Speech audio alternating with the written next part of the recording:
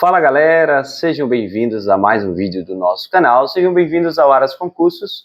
E hoje eu vou falar com vocês aqui sobre a Lei 8.112, vou trazer aqui a resolução de algumas questões para facilitar o seu estudo.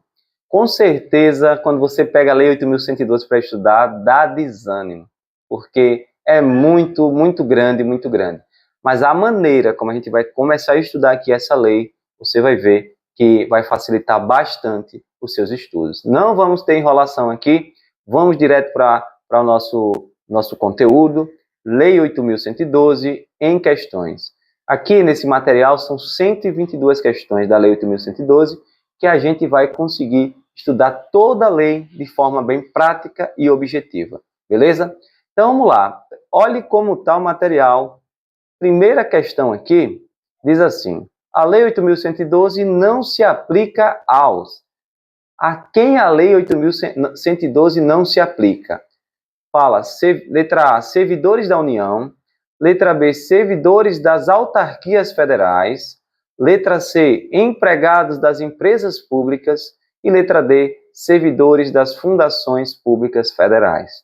Então, galera, aqui você já vai tentando responder aí e depois a gente vai vendo aqui o comentário. A resposta correta é a letra C, empregados das empresas públicas. Por quê? Lá no artigo 1º da Lei 8.112 diz assim, ó, esta lei institui o regime jurídico dos servidores públicos civis da União. Então veja que ela se aplica aos servidores da União.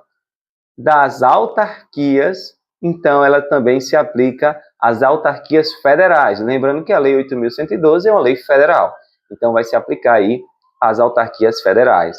Aí fala, inclusive, as autarquias em regime especial e também das fundações públicas federais. Ó, aqui, opa. Então ela também vai se aplicar às fundações públicas federais. A Lei 8.112 não vai se aplicar a quem? A empresas públicas e às sociedades de economia mista. Beleza? Olha, primeira questão, tranquilinha, de boa. Vê como é fácil você estudar assim? Vamos para a segunda questão. De acordo com a Lei 8.112, a pessoa legalmente investida em cargo público é chamada de... De que é chamada a pessoa legalmente investida em cargo público? Empregado público, letra A. Letra B, servidor público. Letra C, funcionário público. Ou letra D, agente honorífico. O que é que você responderia aí? Marque aí para a gente ver. Marcou? Então, um termo muito antigo é funcionário público. Mas hoje a Lei 8.112 não trata as pessoas legalmente investidas, ou seja, que estão ocupando cargos públicos como funcionário público. Na verdade, a lei trata como servidor público, ok? Então, lá no seu artigo 2º, a Lei 8.112 diz assim: para os efeitos dessa lei, servidor é a pessoa legalmente investida em cargo público. Então, vamos pensar que o cargo público é essa cadeira, e quem está sentado nessa cadeira, quem está ocupando esse cargo público, é um servidor público, ok? Vamos agora à terceira questão. De acordo com a Lei 8.112, cargo público... O que é cargo público, né? Letra A, é uma função temporária, sem vínculo com a estrutura organizacional do governo. Letra B, é um cargo que pode ser ocupado apenas por estrangeiros residentes no Brasil. Letra C, é o conjunto de atribuições e responsabilidades previstas na estrutura organizacional que devem ser cometidas a um servidor. E letra D, é um trabalho voluntário que não tem remuneração e não exige aprovação legal. Então, qual dessas alternativas aí você pode marcar? Pode pausar o vídeo, verificar a alternativa, verificar o que é correto e depois marcar e depois ver aqui a continuação do vídeo. Então, galera, aqui a resposta correta é a letra C. Letra C. Veja que fica bem prático de você estudar utilizando esse formato de questões, né, que vai ali abordando toda a lei.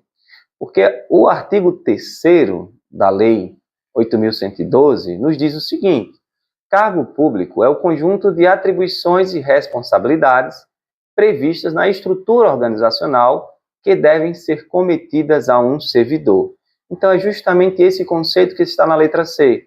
são as suas atribuições, as suas responsabilidades, já estão previstas ali na estrutura organizacional, ok? Que o servidor ali vai exercer. Aqui tem as outras opções que a gente vai analisar. É uma função temporária, sem vínculo. Não é sem vínculo, galera.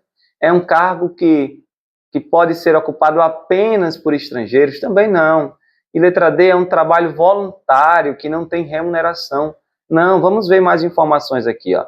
Os cargos públicos, eles são acessíveis a todos os brasileiros, ok? Quer dizer que estrangeiro não pode ocupar cargo público? Já a gente vê isso, ok?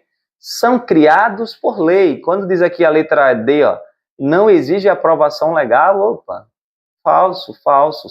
Os cargos públicos têm que ter uma lei para criar.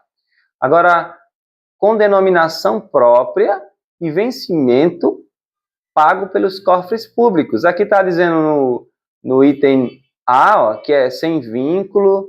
No item D, né? No item D, diz que é um trabalho sem remuneração. Não, ó, os vencimentos são pagos pelos cofres públicos. Aí, e continua, para provimento em caráter efetivo ou em comissão.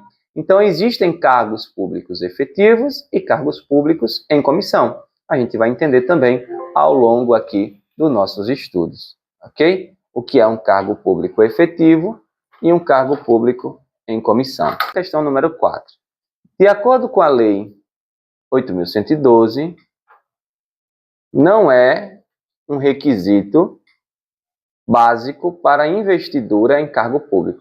Toda vez que fala investidura é para ocupar cargo público, ok? Para a pessoa ocupar um cargo público. Então, vamos lá. Não é um requisito básico para investidura em cargo público. Letra A, nacionalidade brasileira. Letra B, o gozo dos direitos políticos. Letra C, aptidão física e mental. E letra D, idade mínima de 21 anos. Então, galera, esse artigo, essa parte aqui, vocês têm que ter muito bem na sua mente, porque nas suas mentes, né? Porque cobra bastante. Quais são os requisitos básicos para investidor em cargo público? Aqui o erro está na idade. Idade mínima de 21 anos. Não, pessoa, a idade mínima ali é de 18 anos, ok? Claro, a gente vai ver aqui alguns detalhes a mais. Tá? Requisitos básicos. Nacionalidade brasileira, sim, requisito básico. Gozo dos direitos políticos. Você tem que estar aí com seus direitos políticos tudo ok para ocupar um cargo público. Suas obrigações militares e eleitorais também tem que estar tudo ok. Nível de escolaridade exigido para o cargo público. E a idade mínima de 18 anos. Além da aptidão física e mental para ocupar aquele cargo público. Então, todos esses são os requisitos básicos para investidor em cargo público. Só que você pode pensar, mas tem cargo que a idade mínima é 30 anos, é 25, a idade máxima é tanto, como policiais, né? As polícias têm idade mínima, idade máxima, altura, tal. Então, o que é que essa lei fala aqui? Ó? As atribuições do cargo, ó, podem justificar a exigência de outros requisitos, desde que estejam estabelecidos em lei. Beleza? Então, esses aqui são os requisitos básicos, mas o cargo público pode exigir outras atribuições. Aí pode mudar a idade e tal. Beleza? Tranquilo? Vamos para a próxima questão, questão número 5. De acordo com a Lei 8.112, as pessoas portadoras de deficiência é assegurado o direito de se inscrever em concurso público para provimento de cargo cujas atribuições sejam compatíveis com a deficiência de que são portadoras. Para tais pessoas, serão reservadas até 20% das vagas, letra A, B, 20% das vagas, letra C, até 10% das vagas, letra D, 10% das vagas. Cuidado, galera. Primeiro, essa questão é tranquila, mas tem que ter cuidado com o até, beleza? O até. E esclarecendo aqui o termo portadores de deficiência, que caiu em desuso, né? Hoje eu acho que fala pessoa com deficiência, mas na Lei 8.112 está portador de deficiência. Então, o que você precisa ter cuidado é o seguinte, às vezes a lei não atualizou os termos, né, de acordo com as novas orientações. Mas se está na lei, é certo, beleza? Se está na lei, é certo. Se fosse uma questão de marcar verdadeiro ou falso, e a questão trouxesse lá portadores de deficiência, você tem que marcar certo, ok? Porque está na lei, beleza? E é de acordo com a lei. Agora, repare, pessoas com deficiência, portadores de deficiência, né? Tem quanto por cento das vagas reservadas para eles? Aqui, galera, a resposta correta é a letra A, até 20% das vagas. Quando diz até 20, pode ser 10, pode ser 5, pode ser 15. Então, é até 20%, beleza? Porque se disser letra B é 20% das vagas, não são 20% reservadas, é até. Pode ser menos, beleza? Então, cuidado com isso. É o que diz lá no parágrafo 2º, onde fala que as pessoas portadoras de deficiência, elas podem se inscrever em concurso público. Cuidado com isso também, ó, para provimento de cargos cujas atribuições sejam compatíveis com a deficiência de que serão portadores. Porque lembra que você tem que ter, ó, aqui nos requisitos básicos, aptidão física e mental?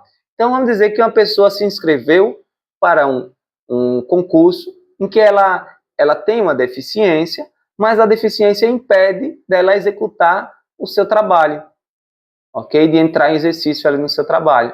Então, essa pessoa não vai poder ocupar esse cargo público, porque a ocupação tem que ser compatível com a deficiência que a pessoa possui. Tranquilo?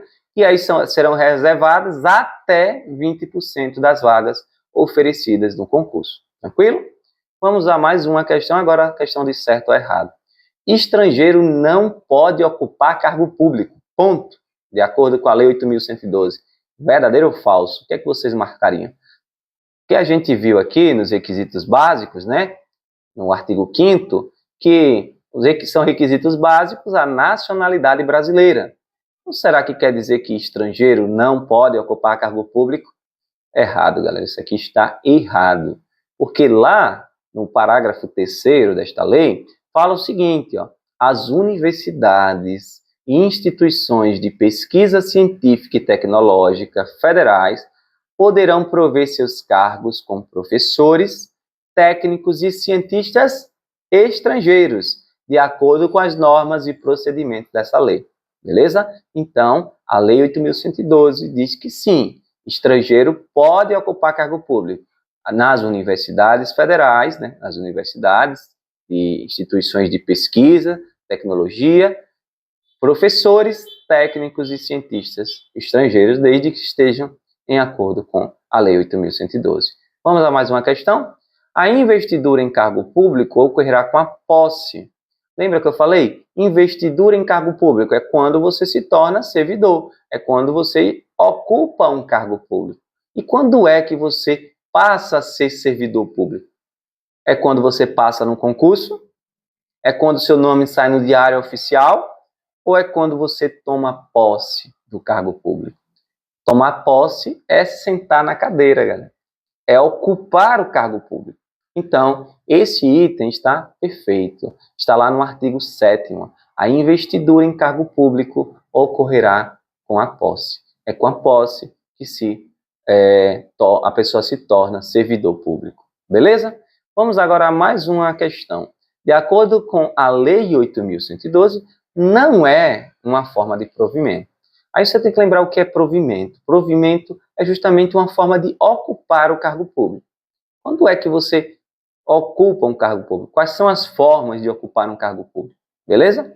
Então, não é uma forma de provimento. Nomeação, promoção, letra C, ascensão e readaptação. Bom, aqui a gente vai direto ao ponto. A ascensão não é mais uma forma de provimento, porque antes estava na lei, mas foi revogado. A gente vai entender direitinho o que são essas formas de provimento, cada uma. O que é uma readaptação, reversão e assim vai.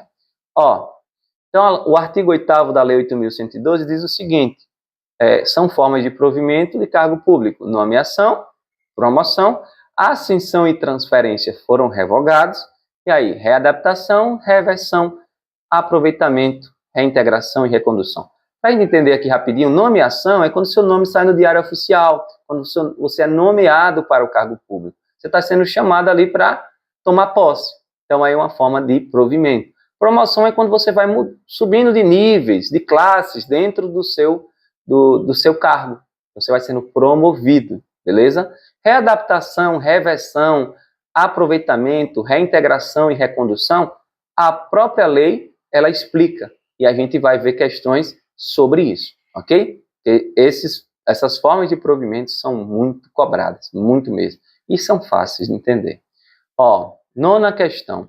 A nomeação para cargo de carreira ou cargo isolado de provimento em comissão depende de prévia habilitação em concurso público, de provas ou provas e títulos, obedecidos à ordem de classificação e o prazo de validade. Questão linda, linda, linda.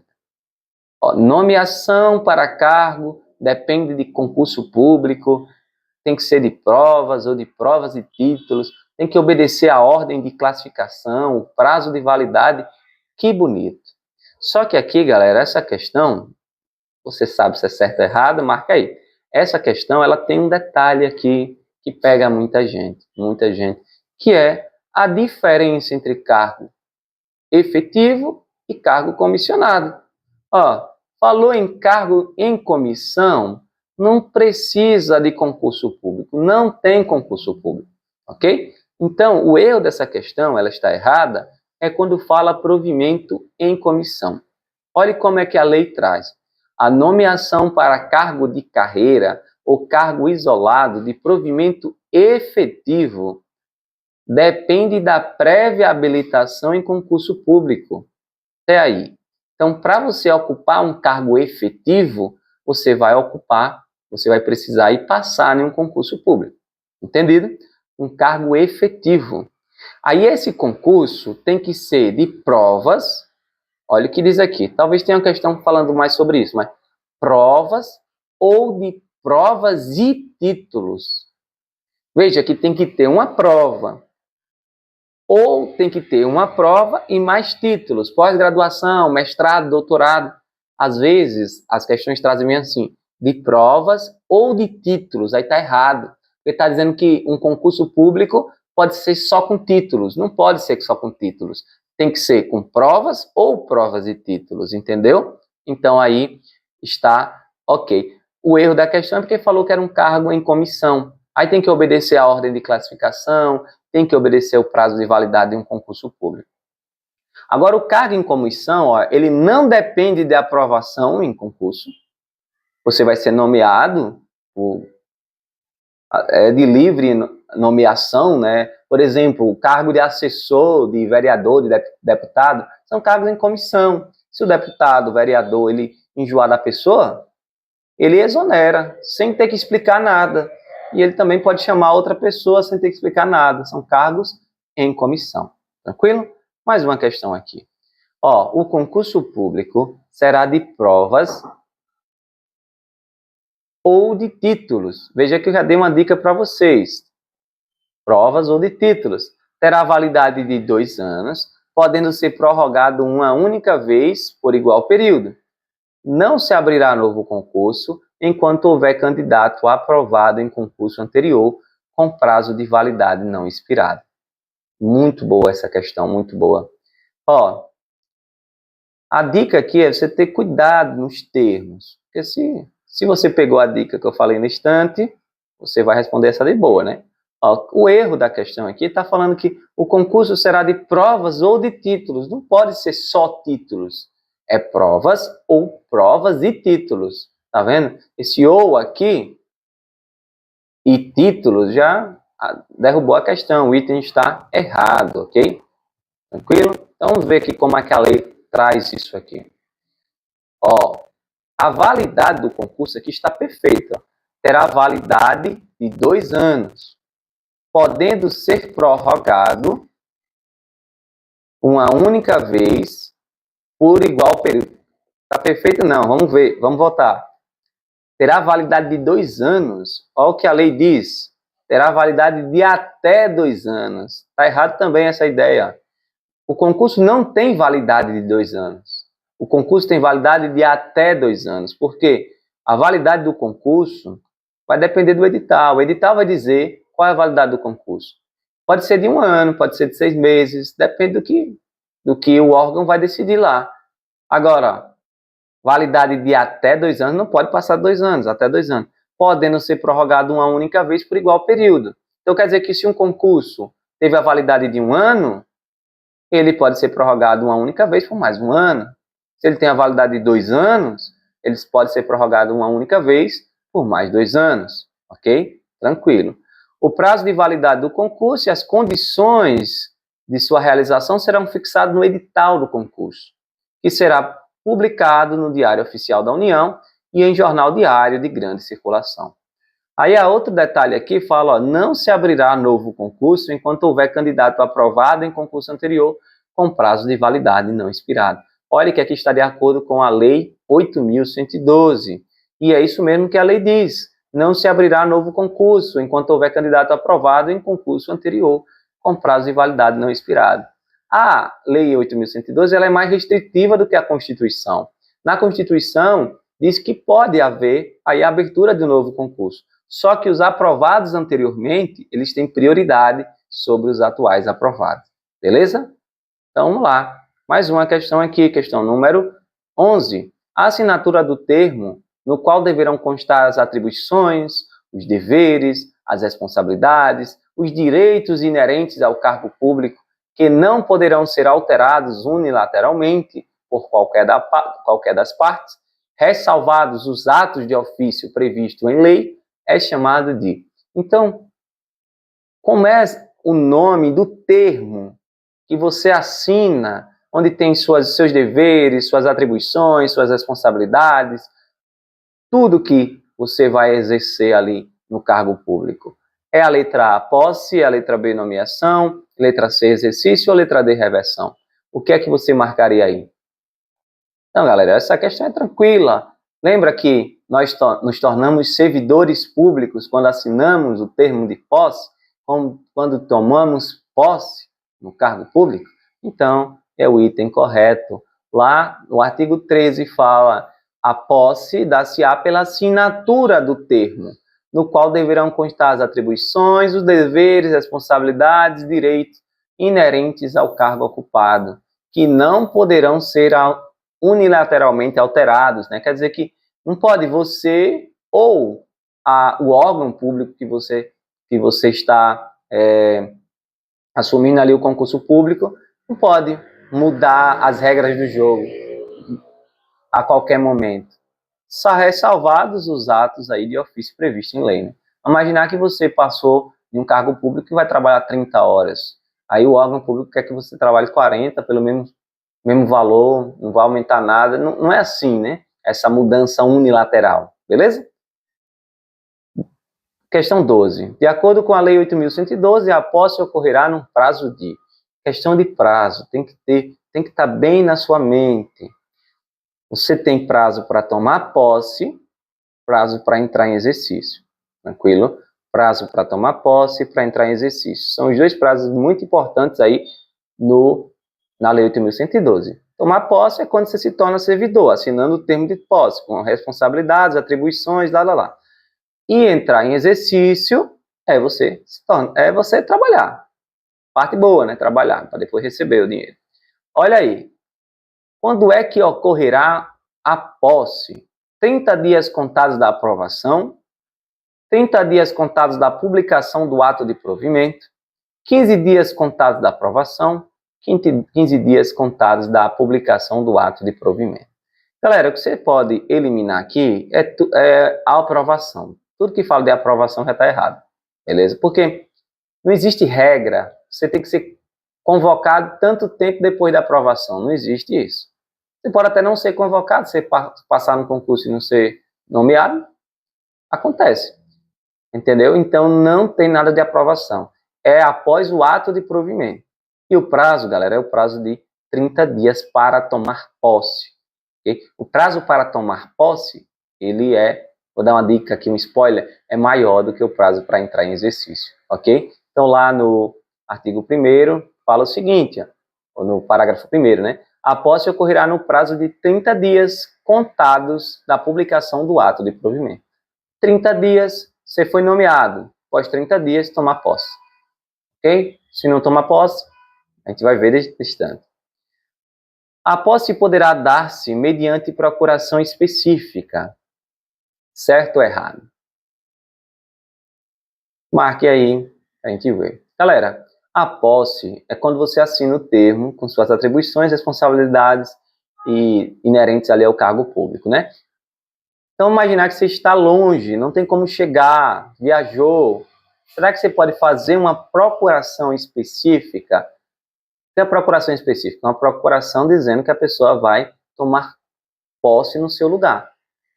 Será que pode? Pode, galera, pode. A pessoa pode tomar posse no seu lugar, mas você tem que ter feito uma procuração específica, não uma procuração geral que a pessoa está ali representando. Tem que ser específica para a posse, beleza? Isso está lá no parágrafo 3º, falando que a posse poderá dar-se mediante procuração específica. Tranquilo essa. Agora, só haverá posse nos cargos de provimento de cargo de por nomeação? Então, certo ou errado, galera? Cargo por nomeação é quando você é nomeado. A nomeação é chamado de provimento originário. Provimento originário, ok? Então, só haverá posse nos casos de provimento de cargo por nomeação. Imagine que você vai ser promovido na promoção. Você vai ter que tomar posse de novo? Não. Isso aqui está certo, galera. Então, só haverá posse nos casos de provimento de cargo por nomeação, que é o início. A nomeação é o provimento, a forma de provimento originária, beleza? Então, no ato da posse, o servidor apresentará declaração de bens e valores que constituem seu patrimônio e declaração quanto ao exercício ou não de outro cargo, emprego ou função pública. Além disso, da posse ocorrer ali no ato de nomeação, você também tem que declarar seus bens e valores, né, quando você toma posse. Tem que dizer o que é que você tem, para ver se seu patrimônio vai condizer com o que você vai receber ali do serviço público, tá? Depois você não está aí ricando com milhões e milhões e a pessoa não souber de onde veio esse dinheiro, né? E a Receita Federal não sabe de onde veio esse dinheiro. Cadê esse dinheiro? Esse cara não está ganhando tanto assim, beleza? Então, vamos à questão número 15.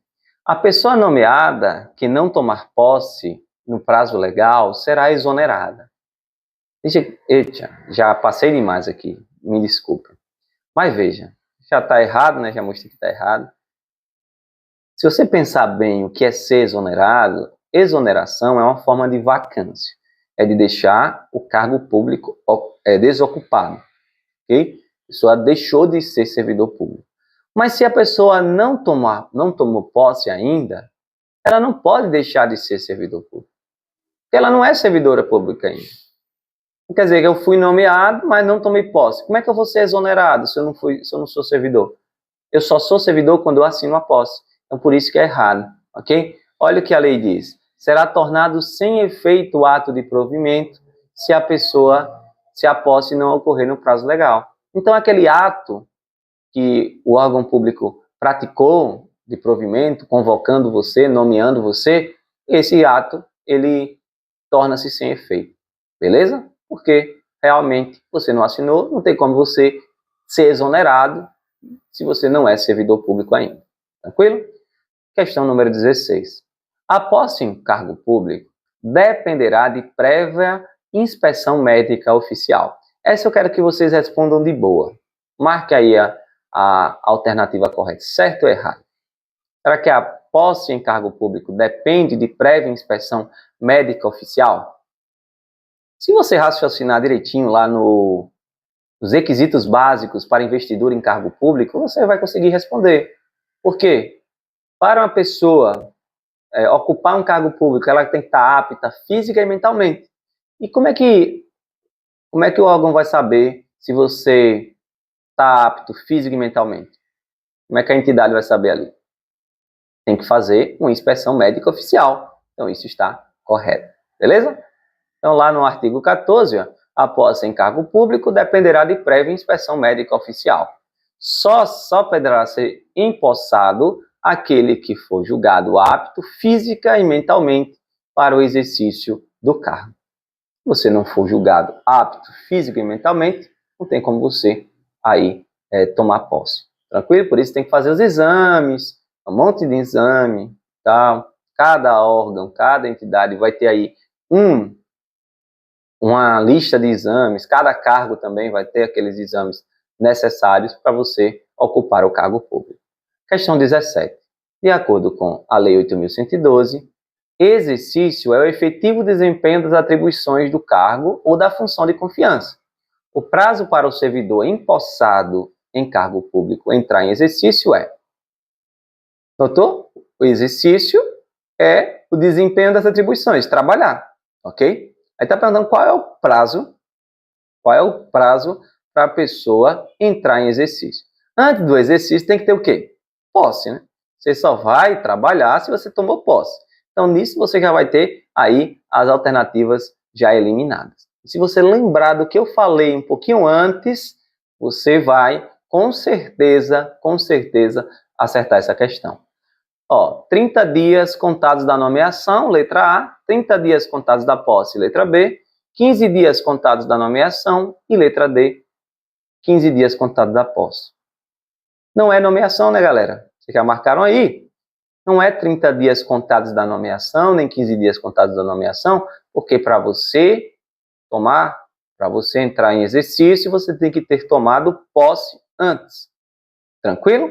Então, e eu falei para vocês, não sei se você lembra, que o exercício ele tem um prazo mais curto do que a posse.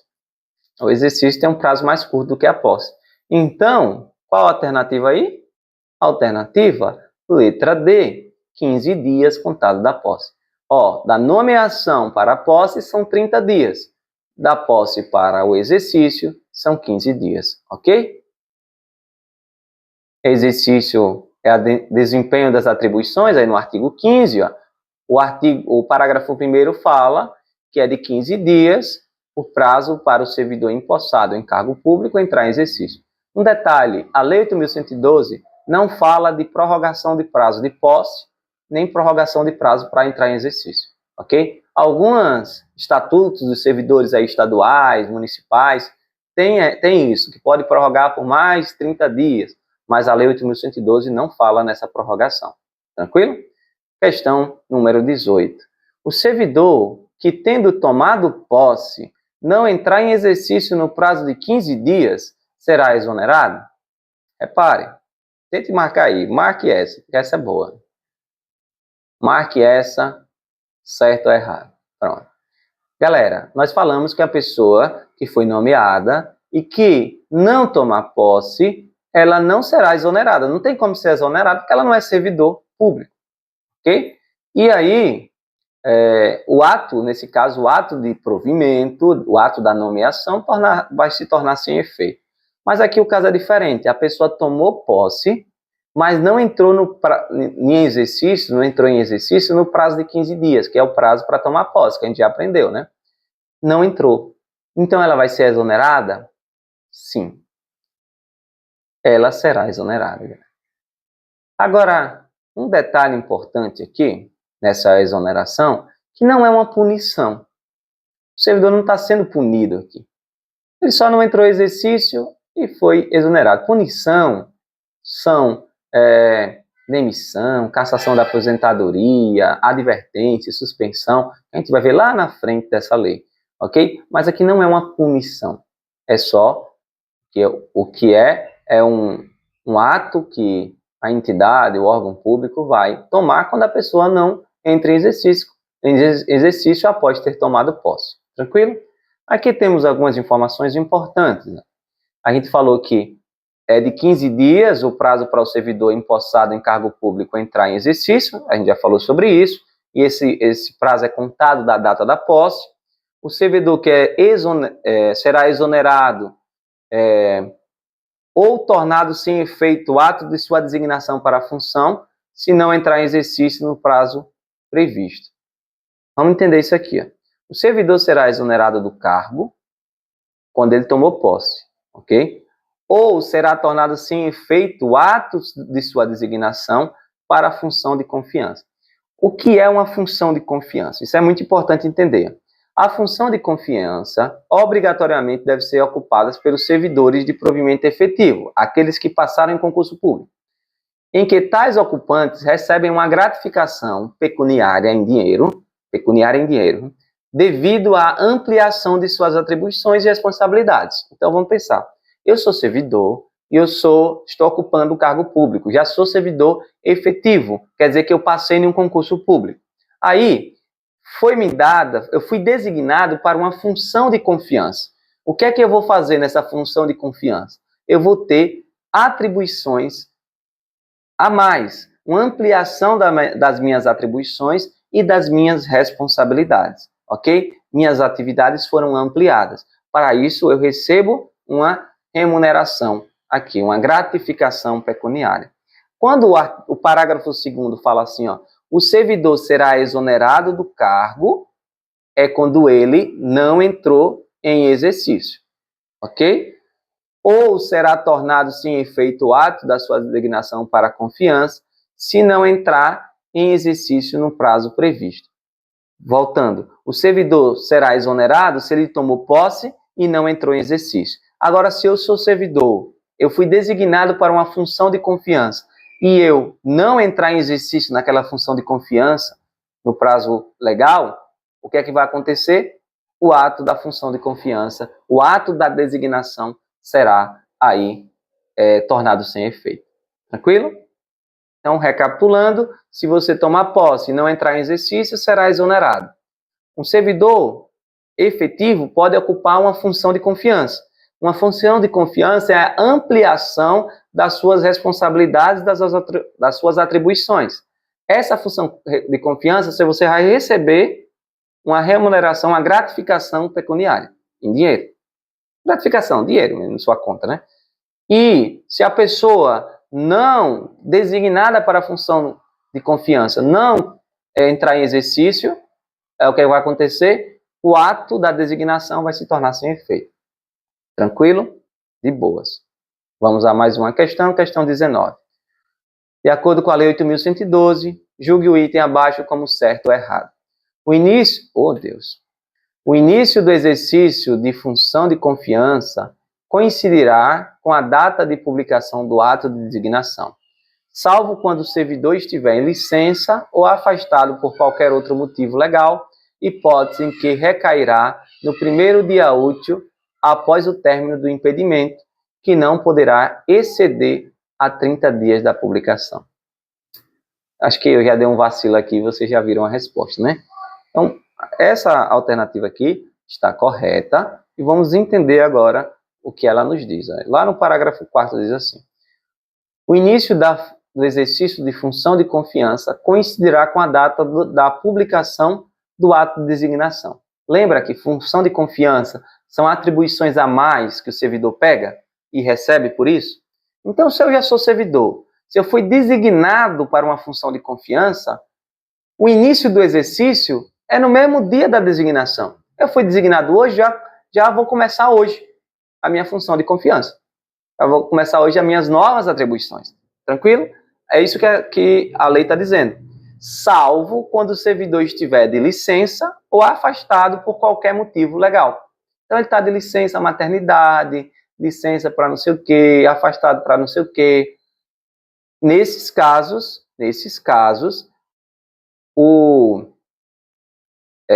hipótese em que recairá no primeiro dia útil após o término do impedimento. Ou seja, quando acabar a licença, o primeiro dia útil após acabar a licença é que vai iniciar ali o exercício da função de confiança.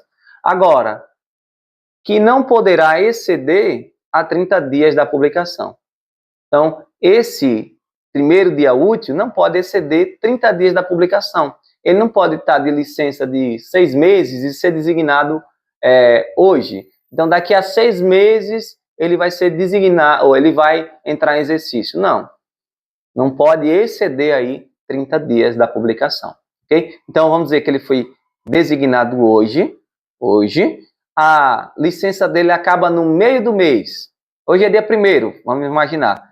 A licença dele acaba dia 15, que é um domingo. Dia 16, ele tem que entrar em exercício, beleza? E se a licença dele acabasse dia 30, passaram-se 30 dias, aí dia 1º ele não poderia entrar em exercício porque tinha se tornado sem efeito aquela designação, já que tinha passado aí o prazo de 30 dias. É uma questãozinha um pouquinho chata, mas temos que entender, né? Vamos à questão 20. Os servidores cumprirão jornada de trabalho fixada em razão das atribuições pertinentes aos respectivos cargos, respeitadas a duração máxima do trabalho semanal de 44 horas e observados os limites mínimo e máximo de 6 horas e 8 horas diárias, respectivamente. E aí, galera, certo ou errado? Os servidores cumprirão jornada de trabalho fixada em razão das atribuições pertinentes aos respectivos cargos. Respeitada é a duração máxima do trabalho semanal de 44 horas e observado os limites diários de 6 horas, mínimo de 6 horas e máximo de 8 horas, respectivamente. Certo ou errado? O que é que vocês acham?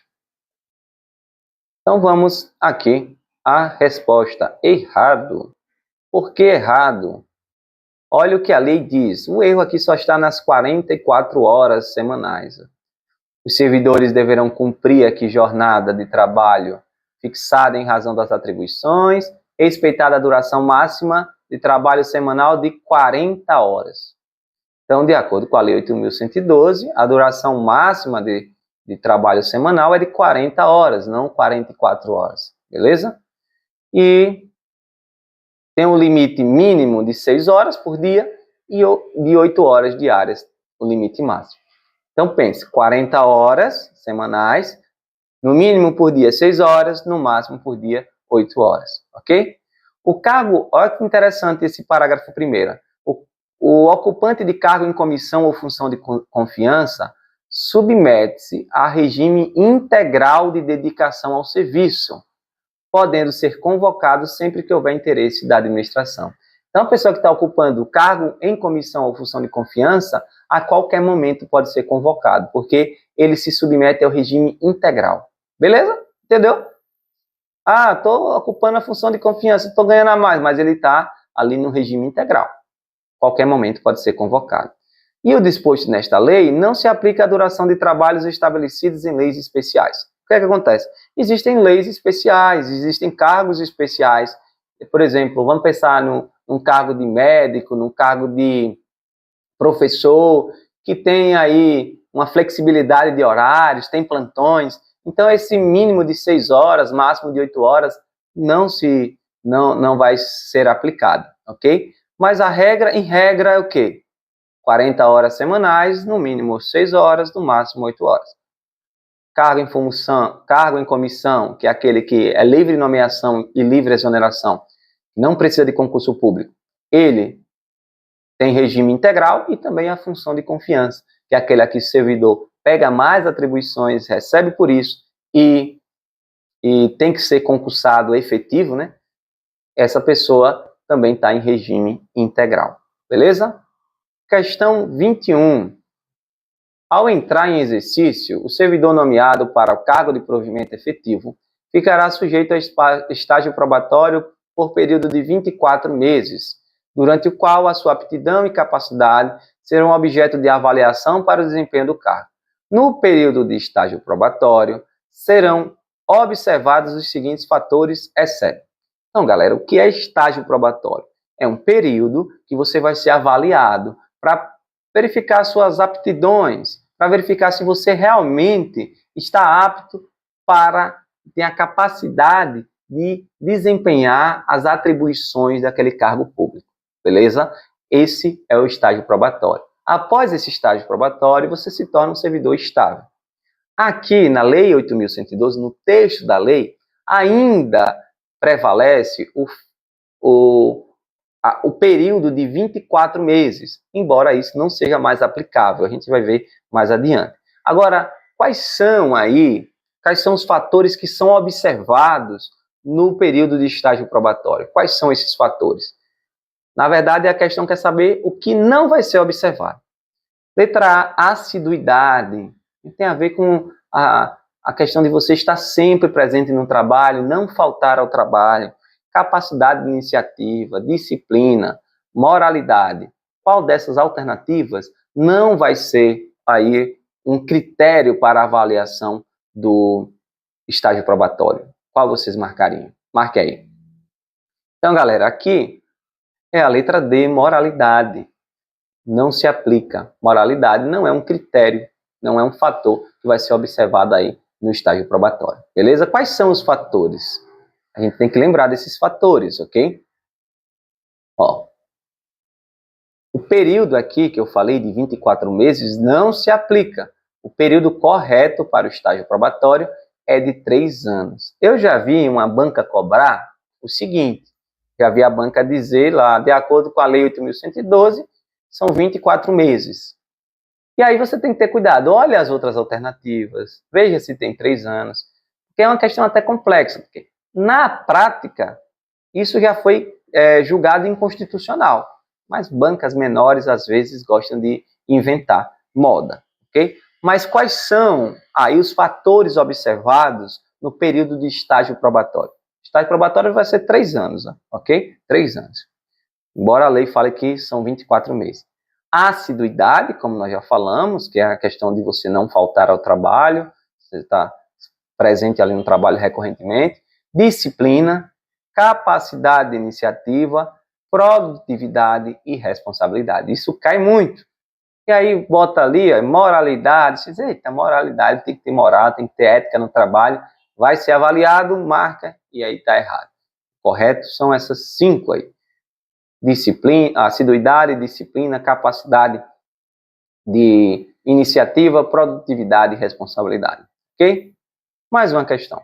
De acordo com a Lei 8.112, o servidor em estágio probatório poderá obter licença para. Qual a licença que o servidor em estágio probatório pode obter?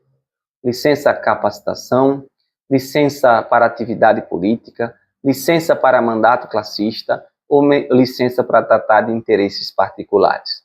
Qual dessas o servidor pode obter? E aí, qual alternativa aqui que ele pode obter é para atividade política? Aí aqui a gente tem uma dica aqui bem legal, para você lembrar. Olha. O artigo 20 especifica aí as licenças e os afastamentos que poderão ser concedidos ao servidor em estágio probatório. Então, você vai lembrar aqui de mesadas para os afastamentos, né? Afastamentos e licenças. E a gente tem uma dica assim para você lembrar das que não são possíveis para servidores em estágio probatório. Ó, que poderão. Quais são as licenças e afastamentos que poderão ser concedidas ao servidor em estágio probatório? Para mandato eletivo, mesadas, ó, mandato eletivo, estudo ou missão no exterior, servir em organismo internacional, atividade política, que é uma licença, né? Doença em pessoa da família, afastamento do cônjuge ou companheiro e serviço militar. Essas poderão ser concedidas ao servidor em estágio probatório. Agora, o que vocês têm que lembrar mesmo é as que não podem. Ó, a parte do mês trata-se de afastamentos, que não suspendem o prazo de contagem do estágio probatório. Essas aqui, ó, mandato eletivo, estudo e missão, servir em organismo internacional, não vão suspender o estágio probatório. Você vai continuar contando aí o período como estágio probatório, ok? E aqui essas ADAs, né, a parte das licenças, essas sim vão suspender o estágio probatório. Mas o ponto interessante é você lembrar aqui que o servidor não poderá ser liberado aí para as licenças da matraca. Lembre de matraca, ok? Que é mandato classista, tratar de assunto particular e licença capacitação. Então, são licenças que não poderão ser concedidas ao servidor em estágio probatório, que está naquele período de 3 anos, ok? Então, ó, com essa matraca, você responderia a questão. Matraca, mandado classista, ó, que não pode. Aí, tratado de assuntos particular, tratado de interesse particular e capacitação, licença capacitação. Mais na frente, nessa lei, a gente vai entendendo o que é cada licença dessa, ok? Licença capacitação, licença para mandato classista, tratado de interesses particulares, a gente vai entendendo mais na frente na lei, ok? O servidor estável só perderá o cargo em virtude de sentença judicial transitada em julgado ou de processo administrativo disciplinar no qual lhe seja assegurado ampla defesa. Certo ou errado, galera? Será que eu sou um servidor público e eu posso ser demitido a qualquer hora? Será que eu posso ser demitido, perder meu cargo, porque o chefe não gosta de mim? Um servidor público estável, né? Um cargo efetivo, né? Estável aqui que já passou dos 3 anos, ok? Então vamos ver aqui a resposta que está correta. Ó. Lá no artigo 22 fala justamente sobre isso. O servidor estável só perderá o cargo em virtude de sentença judicial transitada em julgado, quer dizer que não tem mais como recorrer, ou de processo administrativo disciplinar. Ele passou por um processo administrativo, que essa lei também fala do processo administrativo, um processo administrativo disciplinar, no qual serão asseguradas aí a ampla defesa, ok?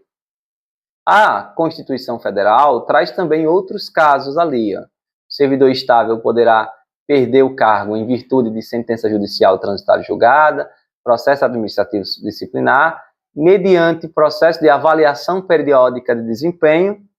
Então pode ter também, é o mais complicado isso aqui, uma avaliação periódica de desempenho. Se a pessoa não tiver um bom desempenho, poderá perder o cargo. E excesso de despesas com pessoal também é outra possibilidade da Constituição Federal. Mas na Lei 8.112 traz somente esses 2 casos, que é sentença judicial transitada e julgado e processo administrativo disciplinar, no qual será assegurada ali ampla defesa, que a pessoa tem direito de se defender, ok? Galera, vamos mais 2 questões. A investidura do servidor público em cargo de atribuições e responsabilidades compatíveis com a limitação que tenha sofrido em sua capacidade física ou mental, verificada em inspeção médica é, ó, investidura do servidor público em cargo de atribuições e responsabilidades compatíveis com limitação. Qual é o nome para isso? Isso cai muito, gente. São formas de provimento. Qual o nome? Qual você marcaria aí? Galera, quando fala limitação, aí você já tem que pensar logo na readaptação. O servidor público foi readaptado porque ele sofreu uma limitação física ou mental. Aconteceu alguma coisa com ele? Ó, a readaptação é a investidura do servidor em cargo de atribuições e responsabilidades compatíveis com a limitação que tenha sofrido em sua capacidade física ou mental, verificada em junta médica. Por exemplo, eu trabalho com alguma coisa e sofri uma limitação que não consigo mais exercer aquela função. Aí eu posso ser readaptado, colocar em uma outra função ali, em um outro cargo, ok? Aí, se julgado incapaz para o serviço público, o servidor readaptado será aposentado. Então, dizer que eu não consigo fazer nenhuma função ali que seja relacionada ao meu cargo, é claro, então eu serei readaptado, ou serei aposentado, né? A readaptação será efetivada em cargo de atribuições afins, respeitada a habilitação exigida, não pode readaptar para um cargo mais alto nem mais baixo, né? O nível de escolaridade e equivalência de vencimentos. Na hipótese de inexistência de cargo vago, o servidor exercerá suas atribuições como excedente até a ocorrência de vagas. Então, vamos dizer que não tem cargo vago, ele fica ali ajudando de alguma forma. Fica ali como excedente. Beleza? E a questão 25, para a gente encerrar essa aula aqui tranquilamente. De acordo com a Lei 8.112, é o retorno à atividade do servidor aposentado. Recondução, reversão, readaptação ou remoção? Qual o nome disso? O servidor aposentado voltando a trabalhar. Isso aí, galera, é a reversão.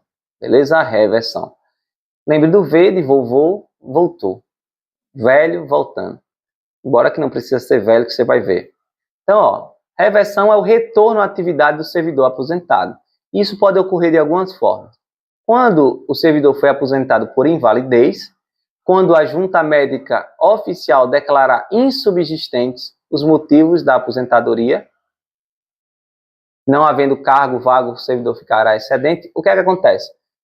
Eu sofri uma limitação física ou mental e fui aposentado, porque não tinha como me readaptar. Então, estou lá, aposentado e boa, recebendo. Só que a junta médica oficial vai me avaliar. Avaliou, viu que eu não estou, que eu estou bem, posso voltar a trabalhar, aí ele vai ser revertido. Vai ocorrer a reversão.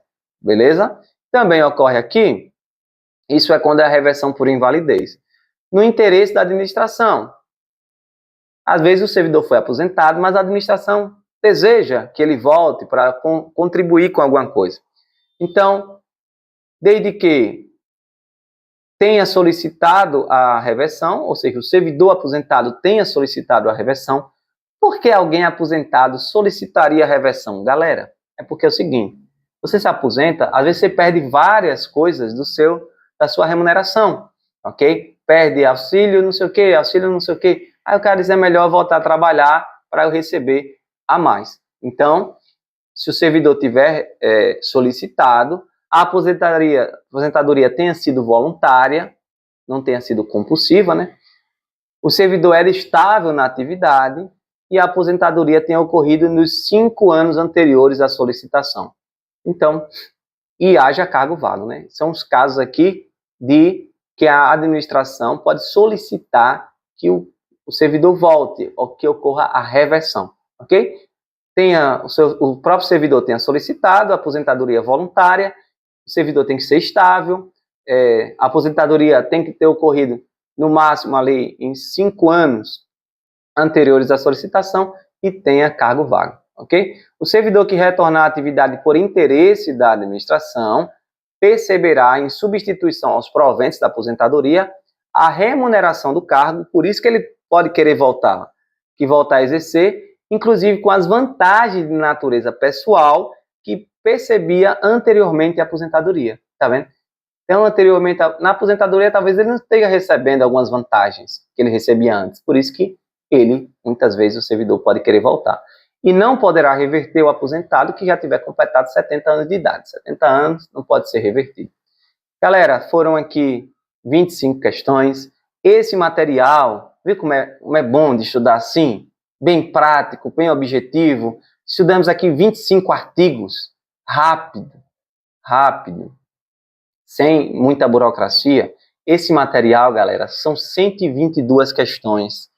Nós já estudamos aqui 122 questões de toda a Lei 8.112, de forma objetiva e prática. Se você desejar obter esse material, eu vou deixar o link do WhatsApp aqui para você solicitar. Ele custa apenas R$20.